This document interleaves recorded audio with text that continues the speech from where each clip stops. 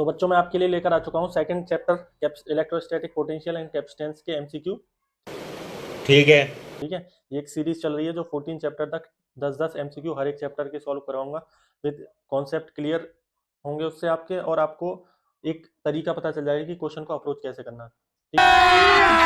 अभी मजा आएगा ना भिड़ो। ठीक है, तो इस वीडियो में पहला जो क्वेश्चन है इस चैप्टर का वो है the potential of an electric dipole vary with distance r as. ठीक है, तो डाइपोल की वजह से जो इलेक्ट्रिक पोटेंशियल होता है वो होता है एक्सिस पॉइंट पे अगर हम लें तो v इक्वल टू होता है 1/4 pi epsilon naught p upon are square. ठीक है, तो यहाँ पे v कैसे वेरी कर रहा है डिस्टेंस के साथ इनवर्सली, ठीक है, आर स्क्वायर के साथ, तो ये 1/r स्क्वायर इसका आंसर होगा। तो इसमें जो आंसर होगा वो होगा डी, 1/r स्क्वायर के से वेरी करेगा पोटेंशियल इसका। ठीक है, अब दूसरे क्वेश्चन पे आते हैं हम। दूसरा क्वेश्चन है a capacitor of capacitance C, ठीक है, हैज चार्ज क्यू चार्ज उसके पास और स्टोर कर रहा है एनर्जी को, वो है डब्ल्यू। ठीक है, तो चार्ज को अगर बढ़ा दिया जाए, if the charge is increase to 2q, मतलब डबल कर दिया charge, the energy stored will be, तो एनर्जी स्टोर्ड क्या होगी? तो हमने एनर्जी का फॉर्मूला पढ़ा है, यहाँ डब्ल्यू दे रखा, तो डब्ल्यू इक्वल टू होता है हाफ सी वी स्क्वायर या फिर हाफ क्यू स्क्वायर अपॉन सी और हाफ क्यू वी। ठीक है, तो ये तीन फॉर्मूले होते हैं। अब हमारे पास Q है और ये है C है, तो ये वाला फॉर्मूला यूज करेंगे हम। तो W इक्वल टू हो जाएगा हाफ क्यू स्क्वायर अपॉन सी, जब वो चार्ज Q था। उसके बाद जब चार्ज को डबल कर दिया तो यहाँ पे हो जाएगा half 2q whole square upon C. ठीक है, तो ये हो जाएगा half 4q square upon C. ठीक है, तो ये हाफ और क्यू स्क्वायर अपॉन सी ये मिलके क्या बन जाएगा, W dash equal to 4w, मतलब वो जो पुरानी एनर्जी स्टोर थी उसका 4 टाइम्स हो जाएगा नई एनर्जी। तो इसका जो आंसर होगा वो होगा डी, 4w। अब हम देखते हैं थर्ड क्वेश्चन। थर्ड क्वेश्चन कह रहा है the capacity of an isolated conducting sphere of radius R. ठीक है, इसमें क्या कह रहा है, जो आइसोलेटेड कंडक्टिंग स्फीयर है जिसकी रेडियस आर है, तो वो किसके प्रोपोर्शनल होगा उसकी कैपेसिटी। ठीक है, तो वो देखते हैं, कैपेसिटेंस ही पूछ रहा है। तो कैपेसिटेंस होता है इस आइसोलेटेड स्फीयर का C equals to 4 pi epsilon naught R. तो यहाँ C इसकी कैपेसिटेंस किससे रिलेटेड हो गई, R से डायरेक्टली। ठीक है, जैसे जैसे रेडियस बढ़ेगी वैसे वैसे इसका कैपेसिटेंस या कैपेसिटी बढ़ेगी। तो इसका जो आंसर होगा वो होगा डी, आर। ठीक है, अब हम देखेंगे fourth question, what is not true. ठीक है, क्वेश्चन ध्यान से पढ़ना है, इसमें पूछ रहा है जो ट्रू नहीं है for equipotential surfaces for uniform electric field. ठीक है, तो इसमें ये सारे ऑप्शन दे रखे हैं, equipotential surfaces flat, two equipotential surfaces can cross each other, electric field lines are perpendicular to equipotential surface, work done is zero. ठीक है, तो हमने पढ़ा है कि इक्विपोटेंशियल जो सर्फेसेज होते हैं वो कभी क्रॉस नहीं करेंगे, मतलब इंटरसेक्ट नहीं करेंगे दूसरे से, पर इस ऑप्शन में दे रखा है कि क्रॉस करेंगे, तो ये ट्रू नहीं है, तो इसका आंसर बी होगा। नेक्स्ट क्वेश्चन है हमारा, a hollow metal sphere of radius 10 centimetre is charge such that the potential on its surface become 80 volt. ठीक है, उसे चार्ज किया तो उसके सरफेस पे पोटेंशियल हो गया 80 volt. The potential at the centre of the sphere.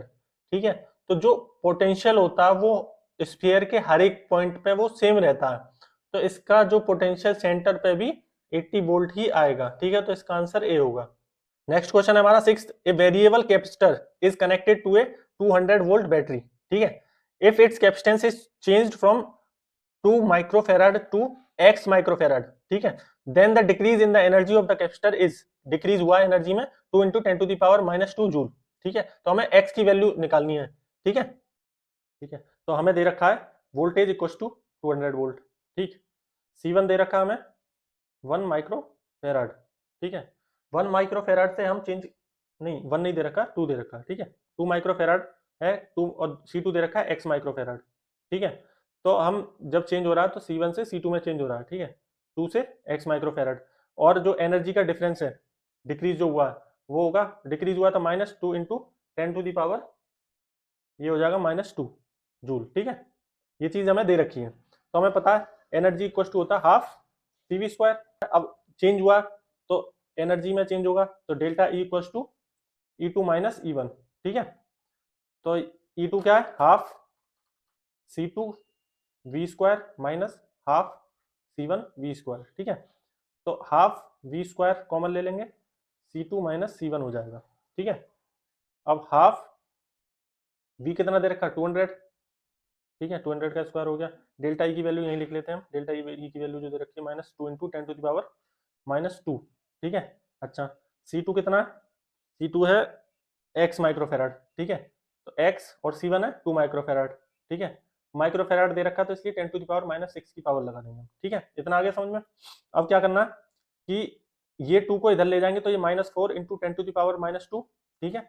ये हो जाएगा 200 इंटू 200, ठीक है, x -2 10 टू द पावर -6, ठीक है। अब देखो यहाँ कितने जीरो, 1 2 3 4, ठीक है, 4 जीरो है तो यहाँ पावर माइनस की 6 है, तो 4 पावर कम होगी तो यहाँ बचेगा, पावर बचेगी यहाँ पे 10 टू द पावर -2, ठीक है। ये -2 की पावर और इस -2 की पावर से कैंसिल हो जाएगा। यहाँ 2 और 2 4, तो यहाँ -1 बचेगा, तो x -2 इक्वल टू -1, ठीक है। तो x इक्वल टू हो जाएगा 1, ठीक है। ये हो जाएगा 1, x की वैल्यू कितनी आ गई 1, तो ये 1 माइक्रोफेराड इसका आंसर आ जाएगा। तो इसका आंसर होगा A 1 माइक्रोफेराड। अब आते हैं हम 7th क्वेश्चन पे। ये कह रहा है कि 2 charges 14 microcoulomb and -4 microcoulomb are placed at -12 centimetre 0 0, ये उसकी पोजीशन वेक्टर है, ठीक है। 12 सेंटीमीटर 0 0, ठीक है। ये ओरिजिन से इसका डिस्टेंस बता रखा है दोनों चार्जेस का, ठीक है। In an external electric field की वैल्यू दे रखी है V अपॉन आर स्क्वायर, ठीक है, जहां पे V की वैल्यू है 1.2 into 10 to the power 6 newton per centimetre square, ठीक है। एंड आर इन मीटर्स, ठीक है, आर है मीटर्स में, ठीक है। The electrostatic potential energy of the configuration, अब यहाँ पे इलेक्ट्रिक पोटेंशियल एनर्जी दे रखी है, तो इसे मैं आपको समझाता हूँ क्या कॉन्सेप्ट है इसका। तो इसमें 2 चार्ज हैं, ठीक है, तो उनकी जो पोजीशन दे रखी है, मान लो ये एक एक्सिस है, ठीक है, ये x एक्सिस -x, ये y, ये -y, ठीक है। तो ये दे रखा है इसमें 14 कूलम वाला जो चार्ज है वो रखा हुआ -12 सेंटीमीटर पे, तो यहाँ कहीं -12 होगा, ठीक है। यहाँ 14 माइक्रो कूलम वाला चार्ज रखा हुआ है, और जो -4 वाला जो माइक्रो कूलम वाला चार्ज है वो रखा हुआ है 12 सेंटीमीटर पे, तो ये यहाँ कहीं होगा, ठीक है। 12 ये पॉजिटिव एक्सिस है, नेगेटिव एक्सिस है, तो ये -4 माइक्रो कूलम होगा, ठीक है। तो इनके बीच का डिस्टेंस कितना हो गया, 12 + 12 24 हो गया, ठीक है, 24 सेंटीमीटर।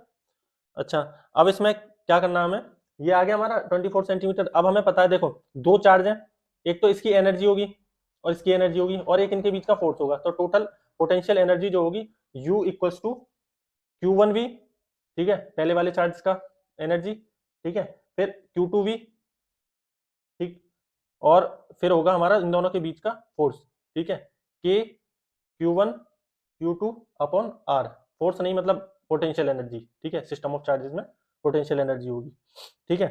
तो इसमें ये V को हम चेंज करेंगे किसमें, E इंटू R में, ठीक है। तो Q1 E1 R, ठीक है, R1, Q2 E2 R2, ठीक है, और ये potential energy system of charges की वजह से, ठीक है। तो ये वैल्यूज हमें मिल गई, ठीक है। अब दोनों चार्जेस की वैल्यू पुट करेंगे, ठीक, दोनों चार्जेस की वैल्यू पुट करेंगे तो ये हो जाएगा Q1 क्या है 14 माइक्रो कूलम, तो हो जाएगा 14 इंटू 10 टू द पावर -6, ठीक है। E की वैल्यू कितनी होगी, तो E की वैल्यू जो हमें एक्सप्रेशन दे रखा है, ठीक है, E equals to B upon are square, इससे निकालेंगे, ठीक है। तो E1 की वैल्यू अगर निकालनी है तो B दे रखा हमारा 1.2 इंटू 10 टू द पावर 6, और R कितना है 12 सेंटीमीटर, तो 12 सेंटीमीटर कितना हो जाएगा 12 इंटू 10 टू द पावर -2, ठीक है। तो ये आ गया E1। इसी तरह से E2 भी इतना ही आएगा, तो E1 E2 की वैल्यू मिल गई हमें, ठीक है। ये और R क्या है, R डिस्टेंस है जो इधर वाला है, E1 के लिए तो इधर वाला हो गया, और E2 के लिए इधर वाला, ये 12 सेंटीमीटर है, 12 सेंटीमीटर, तो ये 12 सेंटीमीटर का है, ठीक है, ठीक है। तो इसे काट के पहले एक स्टेप और बढ़ा लेते हैं इसे आगे, ठीक है। तो ये हो जाएगा Q1 V upon R1 square into R1, ठीक है। ये हो जाएगा Q2 B upon R2 square into R2, ठीक है, और ये हो जाएगा K Q1 Q2 upon R, ठीक है। अब हमने इसकी E1 की वैल्यू निकाल ली, ठीक है, ये होगी, ठीक। अच्छा, इसमें अब वैल्यू पुट करेंगे हम, तो Q1 होता है माइनस नहीं 14 इंटू 10⁻⁻6, ठीक है। और B की वैल्यू दे रखी है हमें 1.2 इंटू 10⁻6, ठीक। और ये R1 से एक R1 कट जाएगा तो नीचे R1 बचेगा केवल 12 इंटू 10⁻², ये हो गया पहले टर्म का। अब दूसरे टर्म में जो चार्ज दे रखा है वो दे रखा हमें -4 इंटू 10⁻�6, ठीक है, -4 माइक्रोकूलम। और इसके बाद दे रखा हमें B की वैल्यू 1.2 इंटू 10⁻6, ठीक है। अच्छा, ये R2 से एक R2 कट जाएगा तो R2 बचेगा केवल 12 इंटू 10⁻², ठीक है। ये दो पार्ट हो गए, बचा तीसरा पार्ट पोटेंशियल एनर्जी वाला सिस्टम ऑफ चार्जेस का। तो इसे यहाँ लिख लेते हैं। के की वैल्यू क्या होती है 1/4πε0 की 9 इंटू 10⁻9। चार्ज क्या क्या है, एक चार्ज है 14 माइक्रोकूलम, ठीक है, और एक चार्ज है -4 इंटू 10⁻6, ठीक है। और डिस्टेंस कितना हो जाएगा, अब देखो 12 सेंटीमीटर तो इधर है, 12 सेंटीमीटर इधर है, तो कितना हो जाएगा 24 सेंटीमीटर, ठीक है। ये थोड़ा लेंथी क्वेश्चन है, ठीक है, इसमें कैलकुलेशन थोड़ी ज्यादा है, तो वो देखते हैं। देखो ये 10⁻6, ये 10⁻6 खत्म, ठीक है। इसको अगर ये पॉइंट हटाएंगे तो यहाँ एक पावर बढ़ जाएगी, ठीक है, यहाँ 10 लिख लिया हमने, तो ये 12 से 12 कैंसिल, ठीक है, -2 + 1 कितना बचा -1, ठीक है। तो ये हो गया 10⁻1, ऊपर 14, ठीक है, तो ये -1 ऊपर जाके कितना हो जाएगा +1, तो एक पार्ट का आ गया 140, इस वाले पार्ट का पहले का, ठीक है। इसमें देखो ये पॉइंट हटाओ, पहले तो ये हटाओ 10⁻6 और 10⁻6 को, ये पॉइंट हटा के 10 बढ़ाया, ठीक है, -2 + 1 ये हो गया -1, और 12 से 12 कैंसिल, ठीक। तो यहाँ बचा -4, तो ये यहाँ पे 10⁻1 बचा, यहाँ पे -4 है, तो ये ऊपर जाएगा तो ये 40 हो जाएगा, तो -40 दूसरे पार्ट का आ गया -40, ठीक है। अब देखते हैं तीसरा पार्ट। तीसरे पार्ट में सीधा सीधा पहले तो ये हटाओ 10⁻6, और इसमें ये हटेगा आपका, इससे जाएंगी 3 पावर, ठीक है, यहाँ 3 बची पावर 10⁻3, और इधर -6 है, ठीक है, और ये ऊपर आएगी तो ये 5 पावर हो जाएगी प्लस की, ये -6 एक पावर माइनस की बचेगी, ठीक है। तो ये होगा 9 इंटू 14 इंटू -4, ठीक है, अपॉन 24 और एक पावर माइनस की 10⁻1, ठीक है। अब इसे कैंसिल आउट करेंगे तो ये 6 टाइम्स जाएगा, ठीक है। अब इसे 2 टाइम्स काटो, इसे 3 टाइम्स, ठीक है, तो ये हो गया 14 3 जा 42, और 42 का आधा हो जाएगा 28, तो ये 28 हो गया, ठीक है, और 28 हो गया ये, और 10⁻1 है, -1 का मतलब 2.8, तो ये 2.8 हो गया, ठीक है।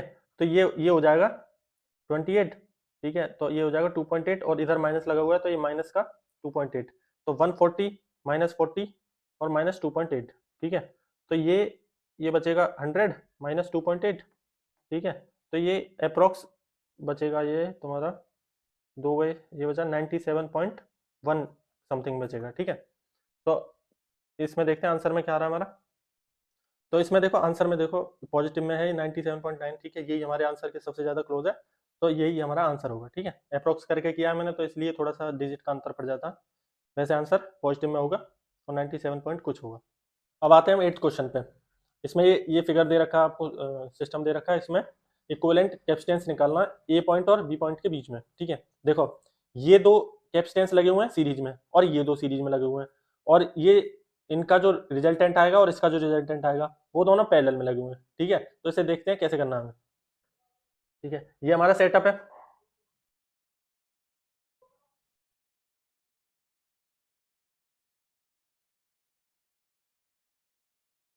ठीक है। तो ये 3 माइक्रोफेराड है, ये 6 माइक्रोफेराड है, ठीक है, और ये है 2 माइक्रोफेराड, और ये भी 2 माइक्रोफेराड, ठीक है। ये दोनों पहले इन दोनों के निकालेंगे, तो ये दोनों सीरीज में लगे हुए हैं, तो ये हो जाएगा 1/CS इक्वल टू 1/3 प्लस 1/6, ठीक है। तो ये हो जाएगा 6 2 + 1, ठीक है, तो 3/6 ये हो जाएगा 1/2, और ये CS हो जाएगा 2, इसका 2 माइक्रोफेराड आ गया ऊपर वाले का, इन दोनों का रिजल्टेंट, तो इन दोनों का रिजल्टेंट निकालेंगे, तो 1/CS इक्वल टू 1/2 प्लस 1/2 कितना हो गया 1/CS इक्वल टू 1/2 1 प्लस 1, ठीक है, तो ये हो जाएगा 2/2 इक्वल टू 1, ठीक है, तो सी एस यहाँ पे 1 माइक्रोफेराड आ गया। अब ये और ये इन दोनों का रिजल्टेंट है, तो ये दोनों सीरीज में लगे हुए हैं, तो इनका जो वो सॉरी पैरेलल में लगे हुए हैं, तो इनका जो पैरेलल में कैपेसिटेंस हो जाएगा वो डायरेक्ट सम कर देंगे हम, 2 + 1 माइक्रोफेराड, ये आ जाएगा हमारा 3 माइक्रोफेराड। तो इसका आंसर होगा डी, ठीक है, ये नहीं होगा, ये गलत लगा रखा, इसका आंसर होगा डी, 3 माइक्रोफेराड। अब आते हैं second last question of this video, 9th question, the electric potential V at any point, ठीक है, ये उसकी पोजीशन वेक्टर दे रखी है x y z, ठीक है, is given by V equal to 3x², ठीक है, इसको x के फंक्शन में दे रखा है V को, ठीक है, जहाँ पे x मीटर्स में और V वोल्ट में है।